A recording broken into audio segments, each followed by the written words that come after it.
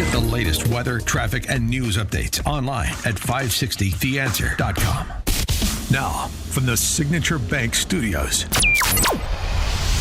this is Chicago's Morning Answer with Dan Proft on AM 560. The Answer.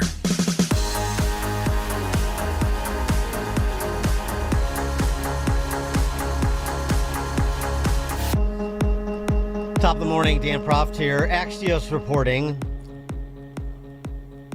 the U.S. and Iran had agreed to meet on Friday in Istanbul with other Middle Eastern countries participating as observers, but the Iranians said on Tuesday they want to move the talks to Oman and hold them in a bilateral format in order to ensure they're focused only on nuclear issues and not other matters like missiles that are priorities for the U.S. and countries in the region. U.S. officials considered the request to change the location, but said on Wednesday, no. We told them it is this or nothing, meaning Istanbul on Friday or nothing, and they said, okay, then nothing.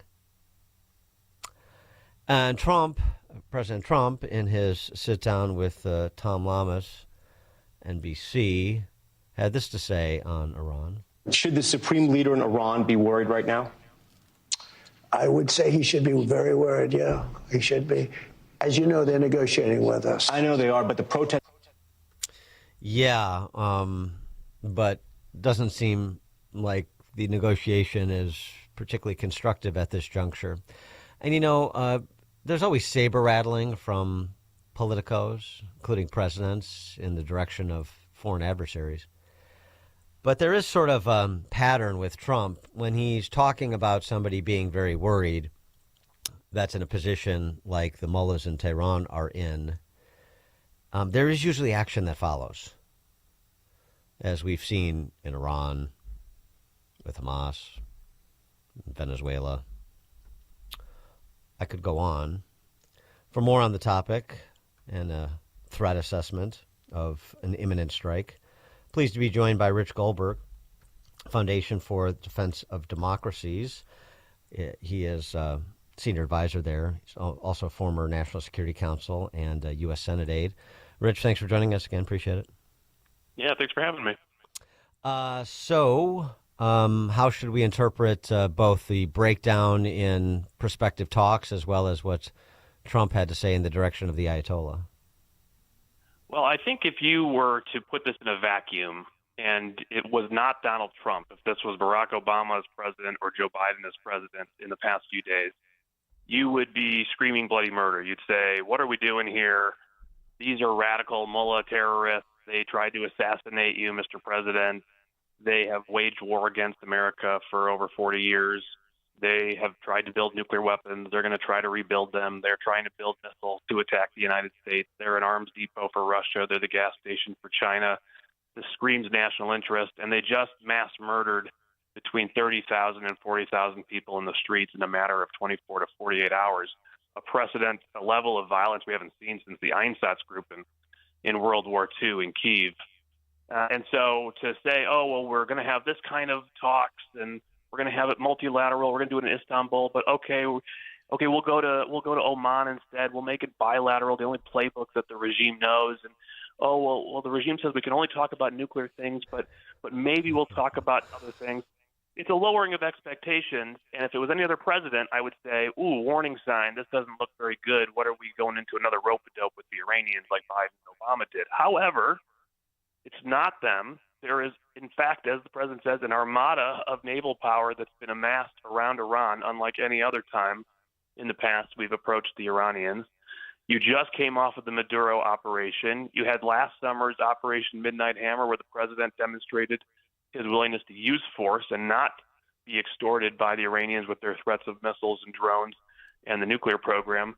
And so in the end, I look at the force posture more than any other political posture, and I say the president drew a red line a few weeks ago. That red line was obliterated by the regime when they mass murdered their people. They continue to build weapons of mass destruction to threaten the United States and our interests. And the president looks pretty serious in being willing to take down a few more of those external threats. Well, what could that possibly look like? And not to mention the track record, too, as I was alluding to, not just taking out the nuclear program, but also taking out Soleimani. And, you know, there was a report out last week that a kill list was being cobbled together by the administration, and so it suggested more sort of Soleimani-like strikes could be in the offing. Is that your perception of what could be, and is it your belief that's what should be?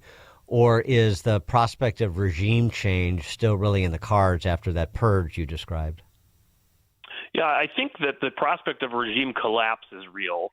Our ability to force a certain kind of change and know exactly how it will end up is still limited. We can do as much as we can from the outside, even with kinetic actions, but in the end, this is up to the Iranian people to take back their country. And so if you're looking at a target list from keeping our forces within retaliatory distance, making sure our people stay as safe as possible, use our strengths against their weaknesses, and identify what those strengths are that you want to continue to degrade, while, of course, remember, their economy is teetering on the verge of collapse. There's 5 banks, according to the Wall Street Journal, they're on the verge of collapse, and we can continue to tip that scale over and sort of end this regime economically, not just militarily. You want to start with their greatest threats to the United States. That's their missile program, that's their drone program, and that's their Navy that threatens to shut down the Strait of Hormuz to international oil cargoes coming out of Saudi Arabia. We have the ability to do a lot of damage there, just as we saw the Israelis do damage last summer in their 12 days of strikes, and of course the B-2 bombers against the nuclear sites. Then the question is, do you go after command and control of the regime itself? Is there a decapitation strike against the supreme leader in whatever bunker we think he's in, using whatever munition we think we can get him at? Do we go after the communications, the ability for the Revolutionary Guard Corps to talk to each other, key sites of the internal security forces, if for no other reason than a repercussion for them slaughtering 40,000 people, and then also trying to force the people with machine guns off the street, send them into retreat, and see if that empowers the people to come back out and take over government institutions. There's a lot of gray area and question marks as you get into that latter area of option set. Certainly from a national interest perspective, whether they have killed 40,000 people or not, that missile, drone program, and Navy threatens the United States on a 24-hour basis. That alone would be in our interest to degrade as much as possible. Just to play that out, the degrading the missile program, or even taking it or especially I should say taking it that next step of really trying to affect regime change. So what is the best handle on the most likely outcome if you were able to pursue and succeed with a decapitation strategy, as opposed to the most likely outcome if you just went after specific targets a la Soleimani plus the missile program? Yes, take the latter one first. I think that one's a little easier to understand. If you take out very selected targets, continue to degrade their threat, it's a slow burn inside the country. The Supreme Leader's still there. The Revolutionary Guard Corps is still there and still runs half of the economy. We haven't potentially taken out their oil exports. We didn't mention that. That's a big factor here. Remember, President Trump used that naval armada down in Venezuela to stop the oil coming out of Venezuela. He could choose to do that. Just as a quick aside, how impactful is that on the Iranian economy? That is it. That's the game. That's game, set, match. The lights are out at that point if you stop the oil flow out of Karg Island. And they know that, and the threat that we would anticipate and therefore have to prepare for is their attempt to retaliate with those same missiles and drones and the Navy against oil infrastructure, oil exports, Saudi oil infrastructure, closing the Strait of Hormuz. That's their threat and retaliation. We would have to plan for that in advance and mitigate it, take out those threats in advance, and then say, we're cutting off your oil flow.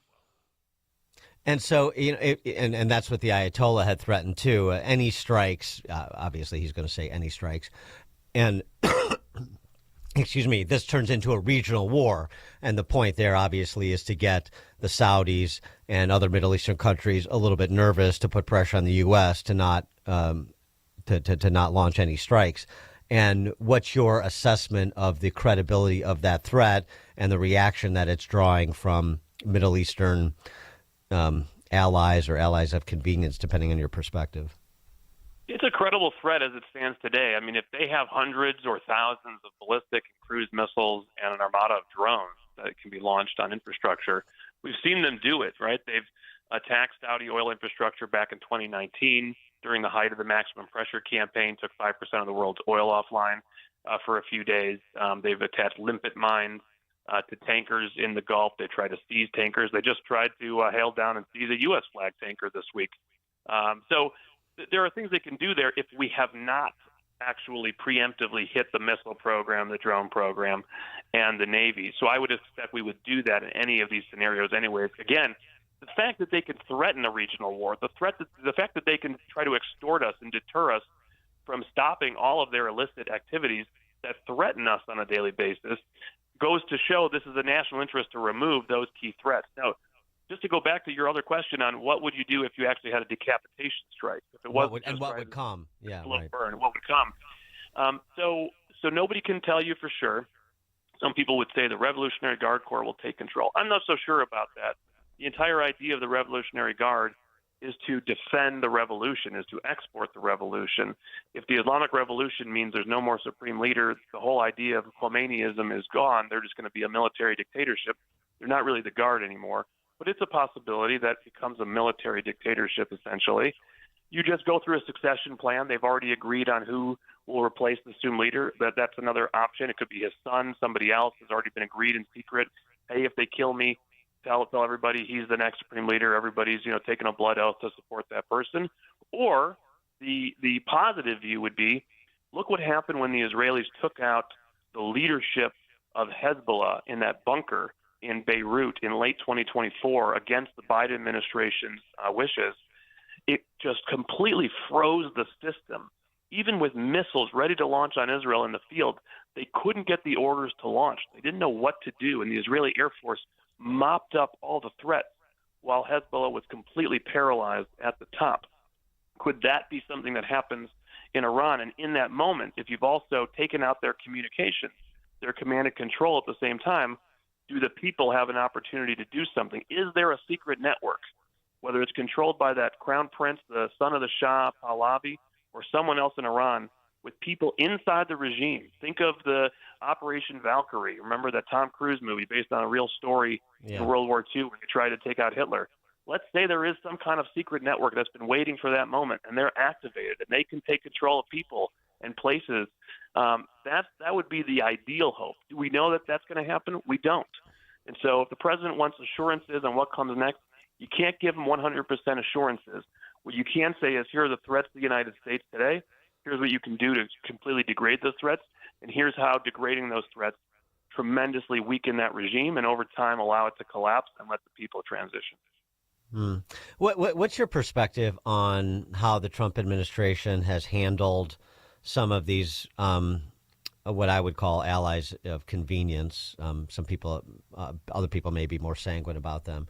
I'm talking about the Al Thani and Qatar. I'm talking about UAE, including this spy sheik that apparently just invested quite a bit of money in a crypto company owned by Trump's family. That's a little bit problematic for me, as is taking a plane from Qatar. Those sorts of things. I mean, I understand, per the Abraham Accords, you want to foment peaceful pluralism as best you can in that region of the world to protect our main ally there, Israel.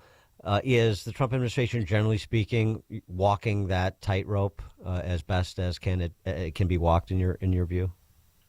Listen, on the Qatari issue, and I would say also the Turkish issue, we've had a bipartisan problem on their undue influence in Washington and in not having a United States administration of either party willing to stand up and say, no, you can't play both sides of Islamic radicalism. You can't be the chief sponsor to the Muslim Brotherhood and claim you're an ally of the United States while the Muslim Brotherhood is running around the streets of the United States fomenting God knows what right now in our country.